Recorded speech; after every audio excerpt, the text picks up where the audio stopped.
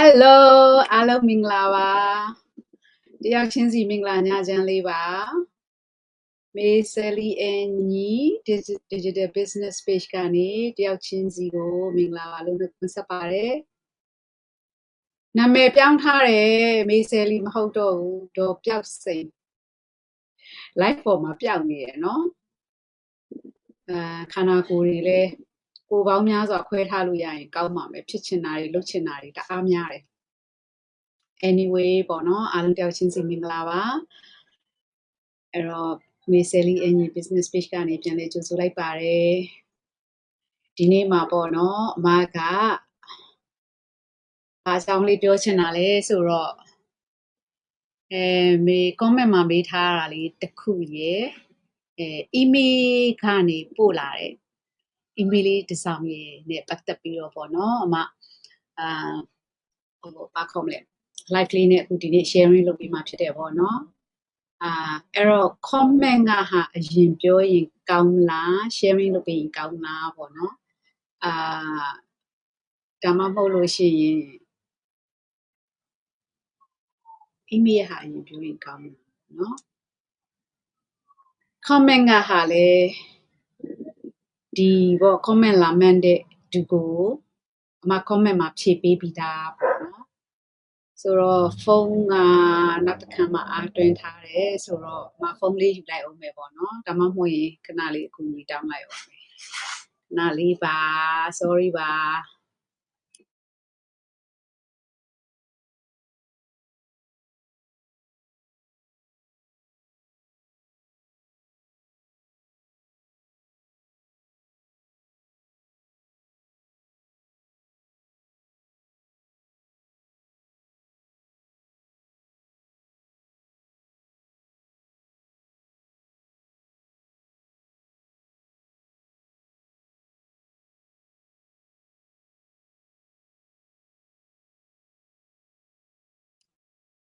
ရပြီမျိုးသားကိုကူညီတောင်းပြီးတော့ဖုန်းလေးယူပေးပါဆိုပြီးတော့ပေါ့နော်အမကအခုကဘာနဲ့ပေါ့နော်ဒီ comment ကဟာလေးအရင်ပြောပေးမယ်နော် comment ကမှဟာလေးအရင်ဖတ်ပြမယ်အမလည်းပြန်ဖြည့်ပြီးသွားပြီcomment မေးတဲ့လူကိုလည်းအမကlive လေးနဲ့လည်းပေါ့နော်အခြားသူ့ရဲ့ comment အတွက်ကျေးဇူးတင်ကြောင်းနဲ့အခြား audience တွေလည်းသိရအောင်လို့ live လေးမှာလည်းပြောပြပေးပါမယ်လို့ဆိုပြီးတော့ပေါ့နော်အမပြန်ဖြေထားတယ်တကယ်တမ်းတော့ဒီဟာလေးကတခြား live တွေမှာလည်းပြောဖူးတယ်ပေါ့နော် audience active ဖြစ်တဲ့အပေါ်မှာသူ့အနေနဲ့အမရဲ့တခြား live တွေကနေနားမထောင်ပါသေးဘူးဖြစ်ပါလိမ့်မယ်ဒါကြောင့်မလို့မေးထားတာလားမသိဘူးအဲ့တော့ခဏလေးပါနာမည်နဲ့ပြောပေးမယ်ပေါ့နော် hang on ဆိုတော့နာမည်နဲ့ပြောပေးမယ်ဆိုတော့အဲ့ဒါလေးမပြောခင်မှာဒီကနေပေးလိုက်ရင်ဒီကနေဝင်ရမယ်ထင်တယ်နားပြီပါ sorry ပါ sorry ပါ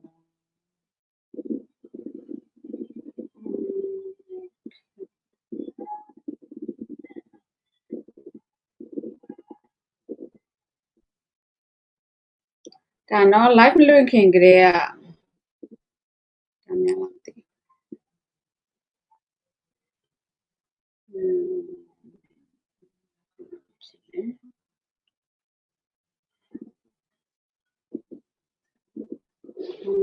ကျော်မြင့်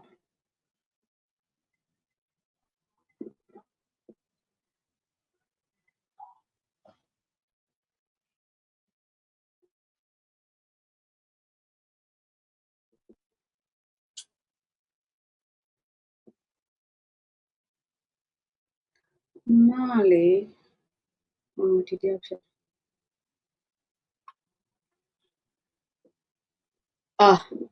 တွေ့ပြီနာမည်က Jack Bryan Jack Bryan ဘာဖြစ်တယ်ဆိုလားမသိဘူးဟုတ်ကဲ့ပါမင်္ဂလာပါ comment ဟာလေးရင်ပြောပေးမယ်ပေါ့နော် Jack Bryan ဆိုတာဒီ comment လေးပါပေါ့နော်အဲ့ဒီမှာဗာမေးထားဗာပြောထားလဲဆိုတော့ တယောက်ချင်းစီမင်္ဂလာပါအဲ့ဒီမှာဗာပြောထားလဲဆိုတော့ပေါ့ဒီ digital business ကတဲ့legal business ဖြစ်ကြောင်းထောက်ခံစာပြလို့ရလားတဲ့နော်အဲ့ဒါလေးမေးထားတယ်မေးခွန်းလေးကအရန်ကောင်းနေနော်ဘာဖြစ်လို့လဲဆိုတော့ဒီ business ကို online business မှာပေါ့နော်များစွာတော့ရှိတဲ့ထဲမှာscam တွေတအားများလာပြီ online business ဆိုတာ ਨੇ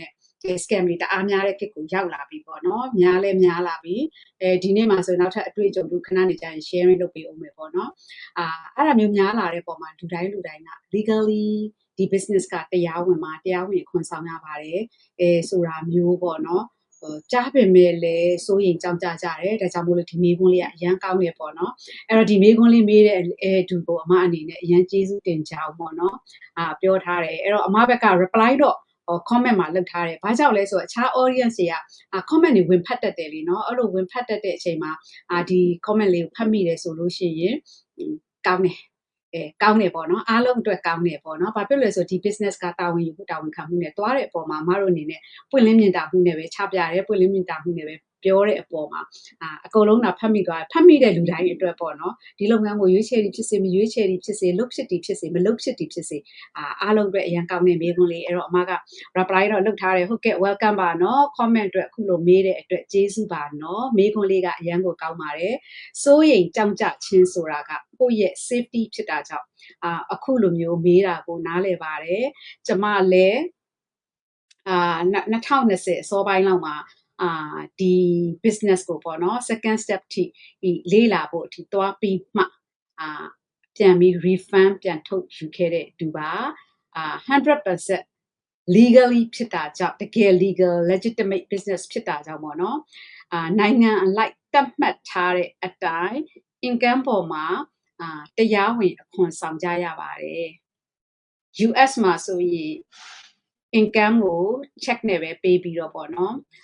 ဘဏ်မှာကိုယ်တိုင် deposit လုပ်ကြရပါတယ်အခြားနိုင်ငံတွေမှာတော့ bank account တွေကို direct သွားပါတယ် direct သွားတာဖြစ်တယ်အဲ့ဒီလိုမျိုးစစ်မှန်တာဖြစ်တဲ့အတွက်ကြောင့်မို့လို့လေကိုယ့်ဘက်ကပေါ့နော်အမေရိကမှာဆို check ရတယ်ကိုယ့်အကို deposit လုပ်ရတယ်ဘဏ်မှာ deposit လုပ်တယ်ဆိုရင်ကိုယ့် bank account နဲ့ကိုယ့် ID နဲ့သွားရတဲ့အတွက်scam ပတ်စံဆိုရင်ဒါကဝင်လို့မရဘူးလीเนาะလိုက်တော့မှာလीเนาะဘယ်ကလာတဲ့ပတ်စံဆိုတာကပေါ်ပြပြီးသားဖြစ်တဲ့အတွက်တရားဝင်နေဆိုတာသိသွားတယ်ပေါ့နော်နောက်ပြီးတော့စစ်မှန်တဲ့အတွက်ကိုယ့်ဘက်က Australia နဲ့သူ့နိုင်ငံအလိုက်ပေါ့နော် Australia မှာဆိုရင်တော့ bank account တွေကိုdirect ထည့်ပေးတယ်ကိုယ့်ဘက်ကသွားပြီး claim လုပ်เสียမလိုဘူးဘာကြောင့်လဲစစ်မှန်တယ်ဒီအမတို့နေတဲ့နိုင်ငံမှာဆိုလို့ရှိရင်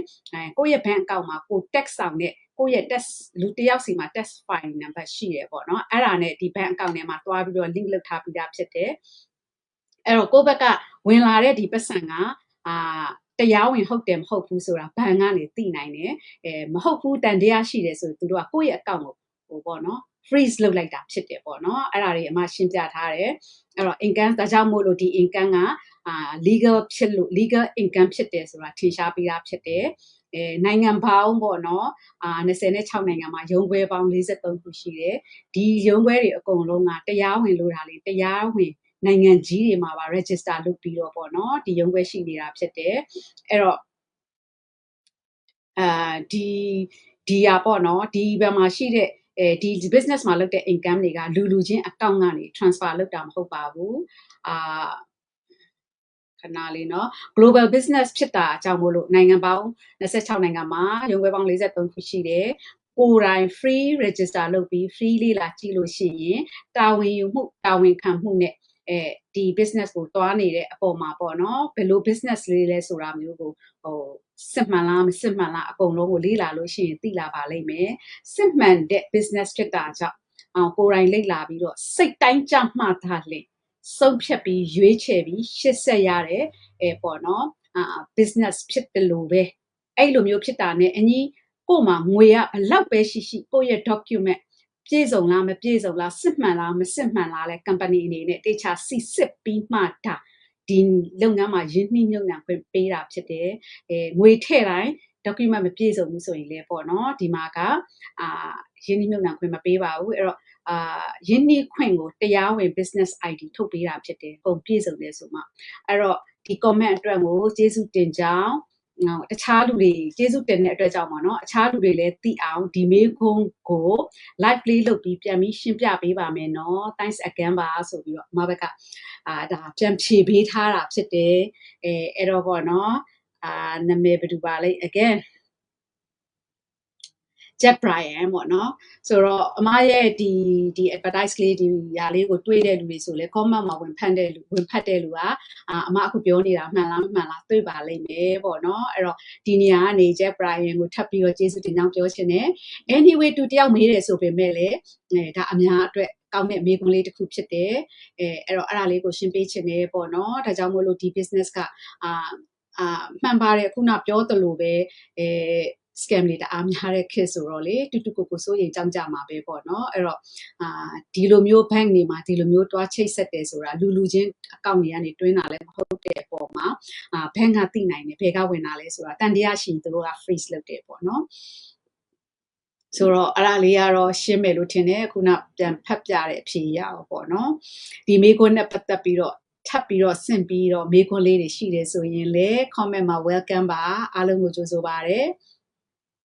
အဲ့ဒါလေးပြောချင်တယ်အဲ့တော့တကယ်လဲဟုတ်တယ်တာဝန်ယူမှုတာဝန်ခံမှုနဲ့သွားတယ်အမတို့ကဆိုရင် scan ပတ်စံတွေကလေထည့်လိုက်ပြီဆိုလို့ရှိရင်ထောက်ထားတဲ့ပြည့်စုံလဲမတောင်းဘူးဘလို့ပဲကိုယ့်ဘက်ကငွေရှိတယ်တွင်းမယ် business တိုက်တယ်ဆိုပြီးတော့တွင်းလာလဲဒီတိုင်းလေးဘာခေါ်မလဲ name နဲ့ email လေးပေးလိုက်တာနဲ့ကိုယ့်ဘက်ကငွေတွင်းလို့ရတယ်ပေါ့နော်ဒီမှာကမရဘူးကိုကဒီ business ကိုလေ့လာပြီးအရန်ကြိုက်တယ်အခွင့်အလမ်းတွေကိုလည်းအရန်ကြိုက်တယ်ဒါကြောင့်မို့လို့ပေါ့ကျွန်တော်ကတော့စုဆောင်းထားတဲ့ငွေကြေးပေါ့ဒေါ်လာ3သိန်းလောက်တော့ရင်းနှီးမြှုပ်နှံချင်တယ်ကျမကတော့စုဆောင်းထားတဲ့ဒေါ်လာ9000ရှိတယ်9000ရှိတယ်4000ရှိတယ်ဥပမာပေါ့အဲ့ဒါတွေကိုရင်းနှီးမြှုပ်နှံချင်ပါတယ် business model ကိုလည်းအရန်ကြိုက်တယ် business ရဲ့အခွင့်အလမ်းတွေကိုလည်းအရန်ကြိုက်တယ်ဆိုလည်းခွင့်မပြုပါဘူးဆိုတော့ဒါတွေကလည်းရှင်းတယ်လေနော် scan ဆိုရင်ဘယ်လိုပုံစံနဲ့ထည့်မလဲငွေများများပေးလေကြိုက်လေပဲပေါ့နော်ဒီမှာလုံးဝမရဘူးပေါ့နော်သူတို့တတ်မှတ်ထားတဲ့ထဲမှာပဲရင်းနှီးထည့်ဝင်ခွင့်ရှိတယ်အဲ့ထက်ပိုတဲ့ပတ်စံ1 cent တောင်မှသူတို့စိတ်မဝင်စားဘူးထည့်ဝင်ခွင့်လည်းမရှိဘူးလက်မခံဘူးပေါ့နော်အဲ့တော့ဒါလေးကိုရှင်းစေချင်တယ်အမားတို့ဆိုလို့ရှိရင်လည်းဒီ income ပေါ်မှာခုနလိုပေါ့နော်ကိုယ့်ရဲ့ tax file number ကbank account နဲ့ချိတ်ထားတဲ့အပေါ်မှာဒီ income ကစစ်မှန်လားမစစ်မှန်လား legally ဟုတ်လားမဟုတ်လားဆိုတာကိုအဖြေထုတ်ပြီးသားဖြစ်တယ်ပေါ့နော်အောင်လေးမင်္ဂလာပါမတွေ့တာကြာပြီเนาะဟုတ်တယ်ဆိုတော့လေဆိုတဲ့အခါကျတော့ဒီပေါ့နော်တရားဝင်ဖြစ်တယ်ဆိုတဲ့ဟာကိုထောက်ခံစာပြလို့ရလားဆိုတဲ့ဒီမေးခွန်းလေးနဲ့ပတ်သက်ပြီးတော့ပေါ့နော်အားလုံးပေါ့နော်ဒါ65ဖြစ်မယ်လို့တော့အမကတော့ယုံကြည်တယ်100%လုံး65ဖြစ်ဖို့ဆိုတာကတော့မဖြစ်နိုင်ဘူးပေါ့အမနားလဲတယ်အဲ့ဒါကိုပေါ့နော်100%လုံး65ဖြစ်ဖို့ဆိုရင်တော့ကိုယ်တိုင် free register လုပ်ပြီးတော့free စတင်လေ့လာခြင်းကနေအဖြေဆက်လက်ရှာနိုင်ပါတယ်ဒါပေမဲ့အမပြောတဲ့အဖြေတွေကနေအာမခံတဲ့90% ရှင်းပါတယ်10% ကကို certify ဖြစ်သွားဖို့အတွက်ကိုယ်တိုင် free register လုပ်ပြီးစတင်စေချင်တယ်လေ့လာစေချင်တယ်လုပ်ငန်းလုပ်ဖြစ်တာမလုပ်ဖြစ်တာကနောက်မှာပေါ့နော်အဲ့တော့သူများတွေကဒါက legally မဟုတ်ပါဘူးလို့ဘယ်လောက်ပြောဟုတ်ပါတယ်လို့ဘယ်လောက်ပြောကိုယ်တိုင်ဝင်ရောက်လေ့လာအဖြေရှာခြင်းကတက်တည်အထောက်အထားနဲ့ဟုတ်ကြောင်းသိလိမ့်မယ်မဟုတ်ဘူးဆိုရင်လည်းဘယ်လိုတက်တည်အထောက်အထားတွေကမဟုတ်ဘူးပြောနိုင်တာလဲပေါ့နော် welcome လုပ်ပါတယ်ဘာကြောင့်လဲဆိုတော့ဒီနေ့ဒီချိန်အထိပေါ့တန်တရားတွေနဲ့သွားနေကြတာပဲရှိတယ်တန်တရားတွေနဲ့ပြောဆိုနေကြတာပဲရှိတယ်တစ်ဖက်တက်ပေါ့နော်ဒေချာလည်းမလေ့လာပဲပြောနေတာပဲရှိတယ်ဒီနေ့ဒီချိန်ထိတက်တည်အထောက်အထားနဲ့လုံးဝထွက်မလာသေးပါဘူးဘာကြောင့်မထွက်လာတာလဲလုံးဝမဟုတ်ဘူးဘာဖြစ်လို့လဲဆိုတော့အမှန်တရားဆိုတာတစ်သက်လုံးဖုံးကွယ်လို့ရတဲ့အရာမဟုတ်ဘူးဆိုတာအခုခေတ်လူတွေမအားကြတော့ဘူးပေါ့နော်နောက်တစ်ခု live တွေနဲ့အမတို့ daily ထွက်လာပေးနေတယ်တချို့မိသားစု live တွေနဲ့ထည့်လာပေးတယ်ဒီလို live တွေဆိုတာကပြောမယ်ဆိုရင်ကိုယ့် follower တွေကို audience တွေကိုrespect ထားပြီးတော့ကိုယ့်ဘက်ကတာဝန်ယူမှုတန်ဖိုးခံမှုနဲ့ထွက်လာတာဖြစ်တယ်တကဘာလုံးကိုတွားတဲ့ကိုယ့်ရဲ့ live ကိုဘယ်လိုခေါ်မလဲကလေးကစားစရာလိုမျိုးပါဇက်ကပြောချင်ရပြောလှုပ်ချင်ရလှုပ်ထွက်လာလို့ရတာမဟုတ်ဘူးပေါ့နော်ကိုလှုပ်နေတဲ့အလုပ်က global နဲ့သွားနေတာဖြစ်တဲ့အတွက် global နဲ့ live တွေလွှင့်တဲ့အချိန်မှာလဲတာဝန်ယူမှုတာဝန်ခံမှုတွေနဲ့အမားတို့ဘက်ကပြောတာဖြစ်တယ်ဒီမျက်နှာကြီးကscam မဟုတ်တဲ့အပေါ်မှာအမမမဟုတ်ဒီ business ကိုလုပ်တဲ့လူတိုင်းအများနဲ့ထွက်လာပေးနိုင်တယ်ဆိုတာကကိုယ့်ရဲ့ image ကိုလုံလို့ကို justify ဖြစ်တယ်လူတိုင်းကို organic ပေးနိုင်တယ်ဆိုတာတက်တည်ပြခြင်းလို့နေ့တိုင်းတက်တည်ပြနိုင်လို့နေ့တိုင်းထွက်လာပေးနိုင်တာဖြစ်တယ်ပေါ့နော်အဲ့တော့ဒီ comment လေးနဲ့ပတ်သက်လို့ any question ရှိရင်ထပ်ပြီးတော့ welcome ပါလို့เนาะနောက်ထပ် email တစ်စောင်မနေ့ကဟုတ်အမ email လေးတစ်စောင်ရတယ်အဲ့ဒီ email မှာကဗာမေးလဲဆိုတော့ထပ်ပြရမလားမသိဘူးအဲ့ email မှာကဗာမေးလဲဆိုတော့နားလေးပါ Hi Miss Ellie my name is blah blah blah ပေါ့နာမည်အပြည့်စုံတော့မပြောတော့ဘူးပေါ့နော် my name is Juju I'm interested in this business how can I get to learn about this business I was trying to register on the website ခဏလေးလူကနည်းနည်းကန်းတယ်မျက်မှန်တက်မှာ sorry ပါ I was trying to register on the website but requesting payment details would like to know if you could instruct me how should I go to learn about this business တော့သူပြောချင်တာကသူဒီ business ကိုတကယ်ကိုစိတ်ဝင်စားတယ်ပေါ့နော်စိတ်ဝင်စားတယ် thank you တဲ့ချူချူအဲ့တော့သူပြောချင်တာကဒီ business ကိုသူအရင်စိတ်ဝင်စားတယ်ဒီ business နဲ့ပတ်သက်ပြီးသူလေးလာချင်တယ် but သူမတို့အများအားပြောတယ်လေနော်စိတ်ဝင်စားတဲ့လူဒီ business ကိုလေးလာချင်တဲ့လူက opportunity ကလူတိုင်းအတွက်ဖြစ်တယ်အဲ့တော့လေးလာချင်တဲ့သူကအမရဲ့ဒီ www.maysellyandnyi.com website ကိုတွားပြီးတော့ကိုယ့်ရဲ့ name ကိုယ့်ရဲ့ email address ကိုဖြည့်ပြီးတော့ free register လုပ်ပြီးတော့ free လေးလာလို့ရတယ်ပေါ့နော်ဆိုတာကိုအများအားပြောတဲ့အပေါ်မှာ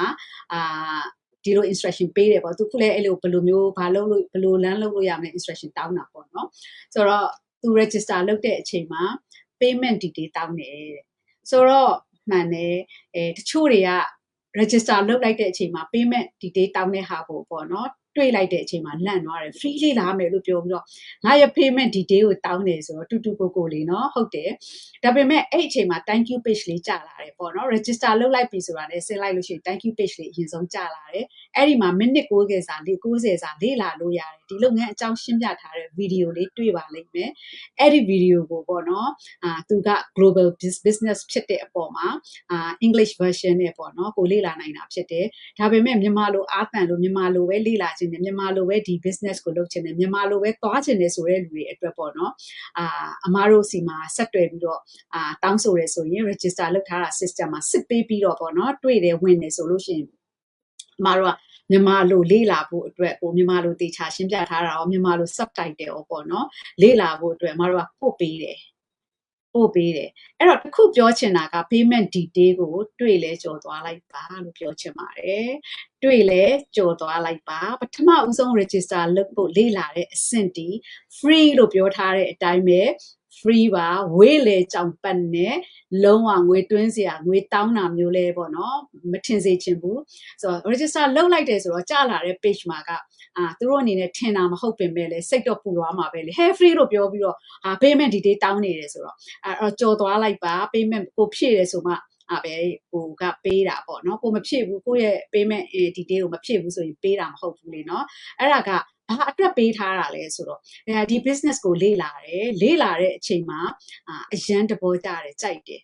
ရှေ့တိုးချင်တယ်ရှေ့တိုးပြီးထပ်သိချင်တယ်အသေးစိတ်တွေသိချင်တယ်ဘယ်လို income stream တွေရတာလဲဘယ်လောက်ခိုင်မာတာလဲဘယ်လို system က 90% ကိုအတွက်လှုပ်ဆောင်ပေးတာလဲဘယ်လို system နေနဲ့လေပတ်ထားတာလဲဘယ်လောက်စိတ်ချရတာလဲဘယ်လို risk မရှိတာလဲတကယ်ကောအောင်မြင်ကြသလားဒါတွေအကုန်လုံးကိုအသေးစိတ်သိနိုင်ဖို့အတွက်ကိုယ့်ဘက်က right decision ချနိုင်ဖို့အတွက်ဒီ149ပေးတဲ့ second step ကိုလေ့လာမယ်ဆိုမှအဲ့ဒီ payment မှာတစ်ဖြစ်ရတာအဲ့ဒီ payment ကိုမသွားချင်ဘူးဆိုရင်ဖြည့်စရာမလို ကိုယ့်ရဲ့ဆုံးဖြတ်ချက်နဲ့ကိုရှေ့တိုးမလားနောက်ဆုတ်မလားတချို့တွေက curious ဖြစ်တဲ့စိတ်နဲ့ strong mindset နဲ့မဟုတ်ဘူးဒီ business ကိုလူတွေကလည်းအရင်ကောင်းနေပြောတယ်ကောင်းမဲ့ပုံနဲ့ငါလည်းခဏခဏတွေ့တယ်လေးလာကြည့်အောင်မယ် strong mindset တော့မရှိဘူးဒါပေမဲ့ပထမအဆင့်မှာကလေးကအာယုံဆိုင်လေးလာတဲ့အပေါ်မှာတေချာတွေ့ရတဲ့လူတွေဆိုရင်ဟိုတချင်းလေးရလို့ပဲလीနော်နောက်ဆုတ်ဖို့ကြိုးစားရင်ရှေ့တိုးမီအဲ့တချင်းလို့ပဲတချို့ဆိုရင်ရှေ့တိုးဖို့အစီအစဉ်မရှိဘူးအခွင့်အလမ်းတွေကိုတွေ့တဲ့အချိန်မှာရှေ့တိုးဆက်လေးလာဖို့အတွက်သူတို့အခွင့်အလမ်းကိုလက်မလွတ်နိုင်ဘူးလीနော်အဲ့တချင်းတွေအတိုင်းဆိုရင်အမလည်းအဖအဝင်ဖြစ်ခဲ့တယ်ပေါ့နော်ဆိုတော့ချက်ချင်းပဲလုံးဝကိုမရဘူးအချိန်လဲထပ်ပြီးတော့တရက်နှစ်ရက်ဆိုတာလည်းအချိန်ဆွဲခံကျင်တော့ဘူးခွင့်လန်းတွေကိုမြင်လာတဲ့အချိန်မှာအမအချိန်တအားယူတာမျိုးမလုပ်တော့ဘူးခွင့်လန်းကိုအရန်အာယုံစိုက်တဲ့ပုံမှာတကယ်ကိုဟောနဲ့ဖြစ်ပြီးမှလက်လွတ်မခံနိုင်တာလေနော်ဆိုတော့အခါကျတော့လူတိုင်းကတော့ဒီလိုမျိုးဖြစ်ချင်မှဖြစ်မှာပေါ့ဘာကြောင့်လဲဆိုတော့တယောက်နဲ့တယောက်ခံယူချက်တွေတွေးခေါ်ပုံတွေအာယုံစိုက်ပုံတွေဆုံးဖြတ်ချက်တွေမတူတဲ့အပေါ်မှာရွေးချယ်တဲ့လမ်းတွေရှောက်တဲ့လမ်းတွေမတူဘဲနဲ့ level တွေမတူဖြစ်လာ level ဆိုတာအဆင့်တန်းနှိမ့်နေမြင့်နေကိုပြောတာမဟုတ်ဘူးเนาะကိုယ့်ရဲ့financial freedom time freedom ကိုယ့်ရဲ့ goal တွေစီကိုသွားတဲ့အချိန်မှာ mindset ကပဲစကားပြောပြီးတော့မတူဖြစ်လာတာအဲ့ဒါလေးကိုပေါ့เนาะနားလည်စေချင်တယ်level မတူဆိုတော့နှိမ့်တာမြင့်တာတွေများပြောနေမလားဆိုပြီးတော့ပေါ့เนาะကိုလိုလည်းပဲဆွဲတွေးလိုက်ပါဆိုလို့ပေါ့เนาะအဲ့တော့အဲ့ဒါလေးကိုနားလဲစေချင်တယ်အဲ့တော့ကို့အနေနဲ့ရှေ့တိုးပြီးတော့မလေ့လာခြင်းဘူးဆိုလို့ရှိရင်လည်းဘာမှမဖြစ်ဘူးဒီမှာစိတ်ဆိုးတယ်ဆိုတာလည်းမရှိဘူးငါ့ကိုမေးတော့မေးပြီးတော့ပတ်စံလဲ149တွင်းပြီးတော့လည်းမလေ့လာဘူးငါ့ကိုမေးတော့မေးပြီးတော့လှုပ်လည်းမလှုပ်ဘူးဆိုတာမျိုးပေါ့နော်ဒီ business လုပ်နေတဲ့လူဘယ်သူမှအဲ့ဒါမရှိဘူးဆိုတာလေးကို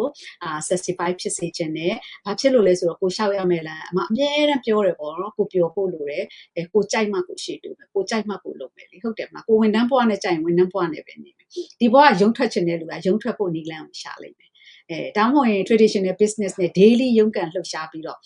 stressful ဖြစ်တနေ့ဆိုင်ရဖို့ဆိုင်အတွက်ပြင်ဆင်ဒီထဲကိုပြန်ရင်းနှီးဒီနေ့အယောင်းဝယ်ပါမလားဒီနေ့အယောင်းဝယ်ကောင်းမလားပေါ့နော်ဒီလိုဘဝနဲ့ပဲနောက်ဆုံးနေဝင်ချိန်အထိသွားချင်တယ်ပေါ့နော် stressful ဖြစ်ပြီးတော့အဲ့လိုမျိုးကြိုက်တယ်ဆိုရင်လေအားလုံးကကိုလျှောက်တဲ့လမ်းမှာကိုကြိုက်တယ်ကိုပြောတယ်ပေါ့နော်ဆိုလို့ရှိရင်အဆင်ပြေတယ်တချို့ဆိုကိုကနဲ့ကိုဆိုင်လေးတွေဖွင့်ထားကြတယ်ဆိုင်အသေးပဲဖြစ်ဖြစ်ဆိုင်ကြီးကြီးပဲဖြစ်ဖြစ်တိတ်ကဝေးပဲဖြစ်ဖြစ် dining ပဲဖြစ်ဖြစ်ဘာပဲဖြစ်ဖြစ်အဲ့အရာပေါ်မှာ run ကြရတယ်business ရဲ့ flow ပေါ်မှာမူတည်ပြီးတော့တစ်နှစ်ကုန်သွားရင်ကိုဘယ်လိုလဲဘာလဲအဲ့တစ်နှစ်လုံးမှာလဲ stress တွေအများကြီးနဲ့ manage တွေအများကြီးရှိတယ်ဆိုင်ကိုဒီထက်ပိုကောင်းအောင်ရောင်းအားကောင်းအောင်ဘယ်လိုလုပ်ရင်ကောင်းလဲအများကြီး idea တွေထုတ်အဲ့ life မှာကိုကအရန်ပြောတယ် it's okay until ကိုယ့်ရဲ့ဘဝနေဝင်ချိန်ထိဒီတိုင်းပဲသွားချင်တယ်ဆိုရင်လည်းရတယ်တေချာတာကတော့ financial freedom time freedom မရဘူးတေချာတာကကိုယ့်အတွက်အချိန်လွတ်လပ်မှုဆိုတာပိုဆိုးလိမ့်မယ်အောင်မြင်ရင်တောင်အချိန်လွတ်လပ်မှုကရှားတဲ့ရှားလာလိမ့်မယ်မိသားစုအတွက်သားသမီးရှိတဲ့လူတွေပိုဆိုးတယ်ပေါ့နော်အဲ့တော့အဲ့ဒါလေးတွေကိုလည်းသိစေချင်တယ်အဲ့ဒါလေးတွေကိုလည်းပေါ့ဒါမဲ့အမပြောချင်တာကခုနပြောသလိုပဲကိုရွေးချယ်တာကိုပြောတယ်ဆိုရင်ကိုရှောက်ရတယ်လမ်းကကောင်းတယ်မတို့ကြတော့လက်ရှိဒီ full time အလုပ်ကိုရွေးချယ်ထားတာဒီ life career ကိုကြိုက်တယ်ပျော်တယ်ဆိုပေမဲ့မဖြစ်မနေဘူးလို့ရုံထွက်ချင်တာပဲဘလောက်ကြီးပဲဝါဒနာပါတဲ့အလုပ်ပဲဖြစ်ဖြစ်ကြာလာရင်စိတ်ပင်ပန်းလာတယ်ဘာကြောင့်လဲကိုလာပြီးတော့နှောင်ဖွဲ့ထားတဲ့အရာတွေရှိတယ်မန်နေဂျာလားဒီပေါ့နော်ဘယ်အချိန်ဝန်ထမ်းရှော့မှာလဲဒါတော့မှကိုယ့်ရဲ့အလုပ်ကအဲ့လိုမျိုးပေါ့နော်ကိုအပြစ်မလုပ်ဘူးဆိုကိုဝန်ထမ်းရှော့ပြစ်လို့ရတဲ့အခြေအနေမှာမရှိဘူးပေါ့နော်အဲ့ထဲမှာမပါဘူးကိုရှောက်နေတဲ့လမ်းကphysical hard လည်းမရှိဘူးလူတွေအကြောင်းလည်းအရန်လမ်းလုပ်ခွင့်ရတဲ့အတွက်ပျော်တယ်ဒါပေမဲ့အင်ကန်းနာပူစရာမလိုဘူးဆိုရင်မသွားဘူး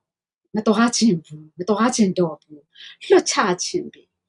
အဲ့တော့ဒါပေမဲ့ခုနပြောတဲ့daily ရက်တည်မှုလူတိုင်းလိုတဲ့ income ရဲ့အနောက်ကိုမဖြစ်မနေသွားနေတယ်။ကြောင့်မို့ပေါ့နော်။အယောင်ဝါဒနာပါတဲ့ဆရာဝန်လုပ်တဲ့လူပဲဖြစ် engineer လုပ်တဲ့အယောင်ဝါဒနာပါလို့ဒီ life career ကိုရွေးချယ်ထားရတယ်ဆိုရင်တော့အမြင်အရပြောတာပေါ့နော်။မှားခြင်းလည်းမှားမှာပေါ့။ဆရာဝန်ဖြစ်ချင်တဲ့လူဝါဒနာပါတယ်။ဘာကြောင့်လဲ။တချို့ကြတော့ဝါဒနာတစ်ခုပဲမဟုတ် income ကိုဦးစားပေးတယ်။ engineer ဖြစ်ချင်တဲ့လူ income ကောင်းလို့ IT ပညာရှင်ဖြစ်ချင်တဲ့လူ income ကောင်းလို့ရွေးချယ်တာ။ဝါဒနာလည်းပါတယ်။ income ကြောင့်ရွေးချယ်ကြတာလည်းရှိရတယ်နော် ဆိုတော့ကြာလာတဲ့အချိန်မှာဒီအရာဝါဒနာဘလောက်ပဲပါကိုယ့်ရဲ့ life career မှာကိုပျော်လားလို့မေးရင်သိကြတယ်90%လောက်ကတော့ no လို့ပဲဖြစ်ပါလက်လွတ်လို့မဖြစ်လို့ဒီပေါ်မှာနေတာ paycheck to paycheck တွေရှိတယ် daily life တွေရှိတယ်ရက်တည်နေရတယ်ပါနော်ပုံနေရတာတွေရှိတယ်အိမ်ငှားနေတဲ့လူတွေဆိုလို့ရှိရင်အိမ်လခကလူကိုတက်တယ်တပတ်ဆိုတာခဏလေးကုန်သွားတာဒီ Australia မှာဆိုတပတ်ဘလောက်နှုံနေဆိုနှစ်ပတ်တစ်ခါပေးရင်ပေးတစ်ပတ်တစ်ခါပေးရင်ပေးအဲ့လိုမျိုးအိမ်လခပေးကြရဆိုဒီအလုံးမလုပ်ဘူးဆိုရင်ဝင်နေတာရက်သွားမယ်ဆိုရင်ဘာနဲ့ရှည်ရက်တည်မှာလဲစုဆောင်းထားတဲ့ငွေရှိတယ်ဆိုရင်တက်လုံးပေးနိုင်လားဒီအိမ်ငှားခါတွေစားတောက်ဖို့ဒီ paycheck to paycheck တွေနော် insurance တွေရှိတယ် bill တွေရှိတယ်ဆိုတော့ဒါတွေကိုခုနလိုပေါ့နော်လူဘဝရက်တည်ရပြီဆိုကြက income ဆိုတာလိုလာပြီဆိုတဲ့အပေါ်မှာမဖြစ်မနေရုန်းကန်လို့တာဒီဘဝမှာနေကြတာဖြစ်တယ်ပေါ့နော်အဲ့တော့ဆိုတော့ကိုရွေးချယ်တာကိုတွေတုန်းကတော့ကိုကတော့ဒီခုကဲကပေးလုပ်ထားတဲ့ personal branding တိစောက်ထားပြီးတော့ကိုရွေးချယ်ထားတဲ့စီးပွားရေးကနောက်မှာpassive income ပေးတာမျိုးကိုခရီးတွားပါစေကိုနဲ့လည်းဒီ business ကအတူတူရှိတယ်အိပ်ပြောနေပါစေဘယ်လိုဖြစ် income stream ကစီးစင်းနေမှာဖြစ်တယ်အချိန်တိုအတွင်းမှာစူးစမ်းရင်စူးစမ်းတယ်လို့ဘယ်လိုခေါ်မလဲ စောစောစီစီ retire income plus ကိုစူးစမ်းတဲ့ income မှာရမှာဖြစ်တယ်အဲ့ဟာတွေကိုကိုကလက်မလွတ်နိုင်တဲ့ပုံမှာတကယ်တရားဝင်ပုံမှာဝင်ငွေပုံမှာလည်းအခွန်ဆောင်ရတာဖြစ်တဲ့အတွက်အရန်စိတ်ထဲမှာ satisfy ဖြစ်ပြီးပျော်ရွှင်ပြီးမှရွေးချယ်လျှောက်လန်းနေတဲ့ဟာဖြစ်တယ်ပေါ့နော်ဆိုတော့စီးပွားရေးကလက်ရှိမှာအဆင်ပြေတယ်ဆိုလို့ရှိရင်လည်းဘလောက်ကြီးပဲကောင်းကိုရာနေမကောင်းရင်ကိုရာအကြောင်းကြောင့်ဆိုတာမျိုးတွေးပြီးတော့ကြိုတင်ပြင်ဆင်ပြီးတော့ plan B ဆိုတာကြိုတင်ပြင်ဆင်ထားဖို့လိုတယ်ပေါ့နော်အဲ့ဒါကြောင့်မလို့အခုန email မှာလည်းplan B ဆိုတဲ့ subject လေးနဲ့အမကိုပေါ့နော် payment တောင်းလို့ဘယ်လိုများလုပ်ရမလဲဆိုတာကိုemail နဲ့လာမေးထားတာဖြစ်တယ် email မှာလည်း reply လုပ်ထားပါတယ်အမရဲ့ personal Facebook Mail ဆိုတဲ့ account လေး link လေးလည်းချထားပေးတယ်ပေါ့နော်အဲ့ဒီကနေလည်းဆက်တွယ်ပြီးတော့လေ့လာနေတဲ့အချိန်မှာသိချင်တာတွေအကုန်လုံးကိုအမကိုမေးခွင့်ရှိတယ်မေးလို့ရတယ်နှစ်ပေါင်းများစွာခင်ထားပြီးသားလို့သဘောထားပြီးတော့မေးလို့ရတယ်ဆိုပြီး welcome လုပ်ထားပါတယ် email လည်း reply လုပ်ထားပါတယ်ပေါ့နော်အဲ့တော့ဘယ်သူပဲဖြစ်ဖြစ် register လုပ်တဲ့အချိန်မှာ payment ကျလာလို့ရှိရင်ကြော်သွားလိုက်ပါကိုအနေနဲ့ရှေ့တိုးဖို့မဆုံးဖြတ်ရသေးဘူးဆိုရင်ပေါ့နော်ကြော်သွားလိုက်ပါလေ့လာပြီးမှပဲရှေ့တိုးမလားနောက်ဆုတ်မလားကိုသိမှာနော်စိုက်ပြီဆိုမှပဲ second step ဒီ$149အဆင့်ကိုသွားရတာဖြစ်တယ်အဲ့ payment link ကအဲ့အချိန်ကျမှဖြစ်ရတာဖြစ်တယ်နောက်တစ်ခုကအဲ့ဒါ system ကချထားပေးတဲ့ဒီ system payment link ဖြစ်တယ်လူချင်းသွားတဲ့ payment link မဟုတ်ဘူးအမရဲ့ bank account လည်းမဟုတ်ဘူးဆိုတာတွေ့ပါလိမ့်မယ်မိတ်ဆွေတို့ကိုနားလည်အောင်လို့ပေါ့နော်ဥပမာပေးရရင်clear ဖြစ်အောင်လို့ဥပမာပေးရရင်ကျမတို့ဒီနေ့Amazon ကနေဖြစ် eBay ကနေဖြစ် Temu ကနေဖြစ်ဘယ်ဟာပဲဖြစ်ပါအခုဆို online ဒီအများကြီးရှိရလေနော်လိုချင်တာလေးတွေမဝယ်ကြဘူးလားဝယ်ကြတယ်လीနော်ဝယ်ကြတဲ့အချိန်မှာအမားတို့အနေနဲ့ပစ္စည်း quality ကိုဓာတ်ပုံပဲတွေ့ရတာတကယ် quality မှန်လားမသိရဘူးဒီပစ္စည်းကကောင်းလားမကောင်းလားလည်းမသိရဘူးဘဒုရဲ့ payment အောက်မှာမတို့ပတ်စံမချေဘူးလေနော် order မှာ system ကောင်းတဲ့သူတို့တိစောက်ထားတဲ့ system နဲ့တွားပြီးထည့်ထားပေးတာဖြစ်တဲ့အတွက်ကိုယ့်ရဲ့ payment information တွေဖြည့်ပြီးတော့မှပစ္စည်းမှာကြတယ်ပစ္စည်းပြန်ရောက်လာပြီဆိုရင်ပစ္စည်းကိုအကြောင်းကြောင့်ပျက်စီးနေလို့ပဲဖြစ်မကြိုက်လို့ပဲဖြစ်အကြောင်းကြောင့် size လွဲနေလို့ပဲဖြစ်ပေါ့နော်ပြန်ပြီးတော့30 day money back guarantee ပဲဖြစ်2 week guarantee ပဲဖြစ် anythingသူတို့ဘာပဲပြောထားဘလောက်ဆိုတဲ့ကာလသတ်မှတ်ချက်အပေါ်မှာကိုပြန်ပို့လို့ရလို့ရှိရင်လွှဲတော့က assistant တွေကနေလွှဲလိုက်တာ under ဘဒု name account ဆိုတာအမားတို့အနေနဲ့သိကြရတာမဟုတ်ဘူးဒီလိုပဲပြန်ဝင်လာတဲ့အချိန်မှာလေဘယ် account ကနေကိုလွှဲတယ်ဆိုတာသိတာမဟုတ် Amazon ကနေပဲပြန်ဝင်လာဥပမာ eBay ဆို eBay ကနေပဲပြန်ဝင်လာ right သူတို့ရဲ့ system မှာသူတို့ရှိတယ်ယုံကြည်မှုနဲ့သွားကြတယ်ဒီမှာလည်းအဲ့လိုပဲဒီ149ပေးသွင်းတဲ့အဆင့်က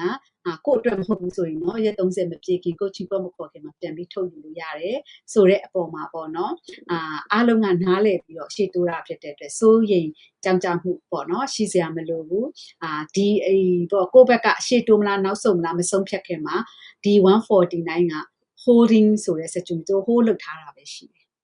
ပို့လုပ်ထားတာပဲရှိတယ်ပေါ့နော်အဲ့တော့အဲ့ဒီပတ်စံတွေကကျမတို့လည်းရတာမဟုတ်ဘူး system နဲ့သွားတာဖြစ်တယ်လုပ်ငန်းကိုရှေ့တိုးပြီးရင်းနှီးဖြစ်တယ်ဆိုရင်ရာတက်ပံအတွက် business tools တွေကိုသုံးခွင့်ရတာဖြစ်တယ်အဲ့ချိန်ကျရင်လည်းသိလိမ့်မယ်ပေါ့နော်ရာတက်ပံအတွက်ပို့ပေးထားတဲ့ member fees က ကိုပြန်ရတဲ့ supporting နေနေဆိုရင်ဘာမှတော့မဟုတ်ဘူးအဲ့လိုကိုချစ်ဖို့ကောင်းတဲ့ business ပေါ့နော်ဒါကကိုယ်တိုင်ခံစားကိုယ်တိုင်မြင်ပြီးသိတဲ့အရာကို sharing လုပ်တာဖြစ်တယ်ဒါကြောင့်မို့လို့payment register လုပ်တဲ့လူတိုင်း payment link တွေ့တဲ့အချိန်မှာ please ဆိုရင်ကြောင်းကြမှုမဖြစ်ကြပါနဲ့အမပြောထားတဲ့စကားအမခံပါတယ်ခုနပြောလို့ worldwide ကိုသွားတဲ့ဒီ live ကိုတာဝန်မှုတာဝန်ခံမှုနဲ့ကိုယ့်ရဲ့ဒီမျက်နှာနဲ့ထွက်ပြပြီးတော့ပေါ့နော်လူတိုင်းရဲ့ချွေးနှဲစာကိုတန်ဖိုးထားပါတယ်လူတိုင်းရဲ့ချွေးနှဲစာကိုတန်ဖိုးထားပါတယ်ကိုချွေးနှဲစာကိုတော့ကိုတော့စိုးရိမ်ကြောက်ကြတယ်မဟုတ်ဘူးလားပေါ့နော်အဲ့တော့အဲ့အပေါ်မှာအမကိုယ်တိုင်လည်းပေါ့နော်2020မှာပြန်ပြီးတော့ refund လုပ်ခဲ့တာဖြစ်တဲ့အတွက်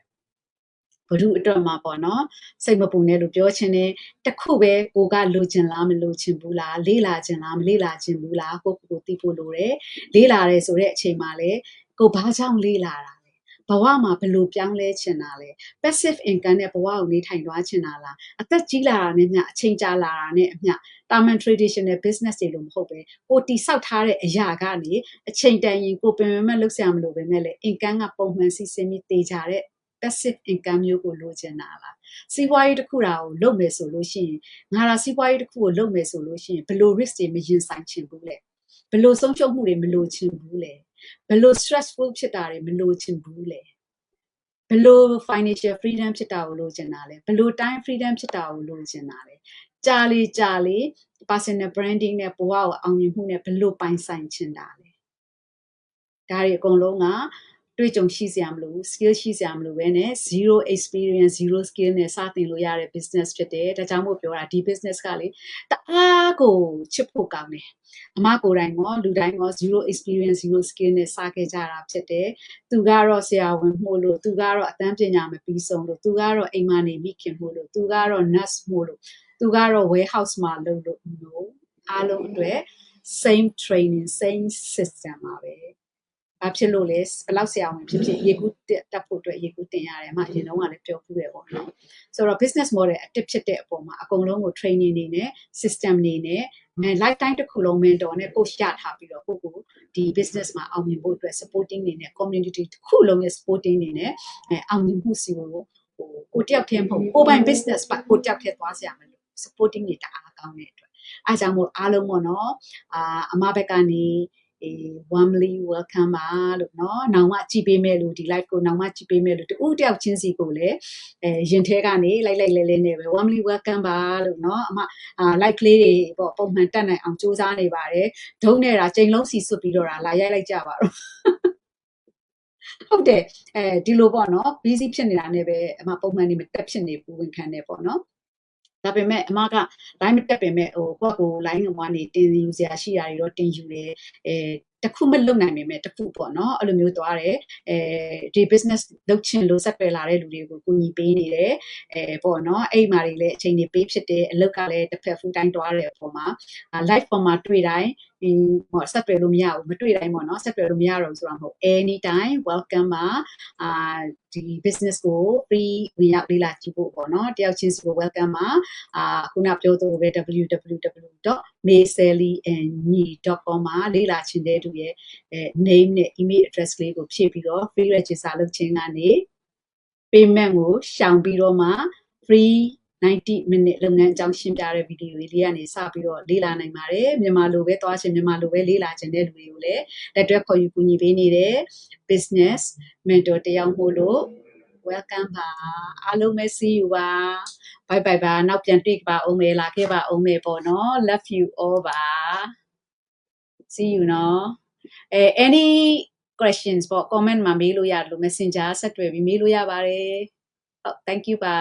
good night ပါ sleep well ပါ sweet dream ပါ